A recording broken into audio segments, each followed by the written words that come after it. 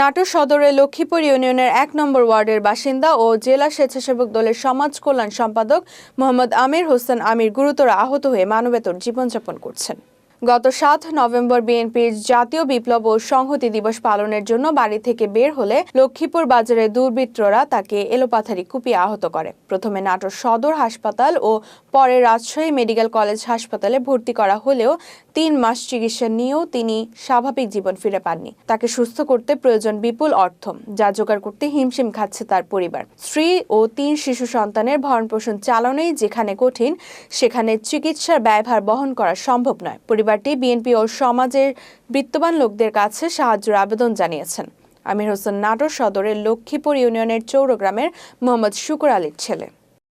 আমার স্বামীর চিকিৎসার অভাবে আজকে ঘরে পড়ে আছে। আমার দুইটা ছেলে, একটা মেয়ে।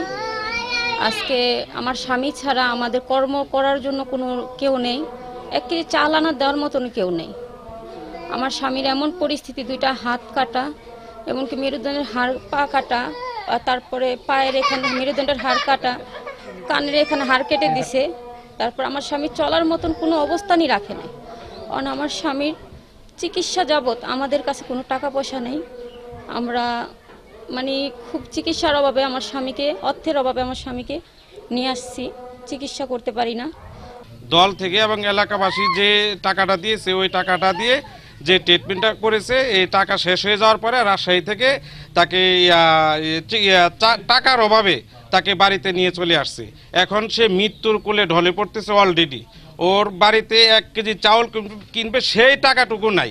চিকিৎসা করবে, হাত বাতিল, তার মেরুদণ্ড বাতিল, পা বাতিল, টোটাল কথা হচ্ছে গোটা বডিরই অচল হয়ে গেছে। সে চিকিৎসার জন্য সে আজকে মৃত্যুর কোলে ঢলে পড়ছে। তার আজকে যে সন্তান আছে, একটি মাসুম বাচ্চা আছে, তার এই ভারবহন কে নিবে আজকে আমিরা যদি কিছু হয়?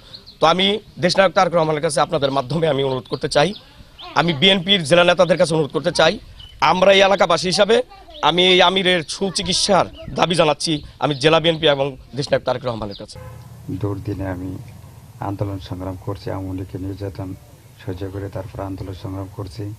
7 নভেম্বর অতিরিক্ত লক্ষ্মীপুর বাজারে যাওয়ার পর আওয়ামী লীগের সন্ত্রাসীরা অতিরিক্ত হামলা করে। অর্থের অভাবে আমি চিকিৎসা করতে পারতেছি না।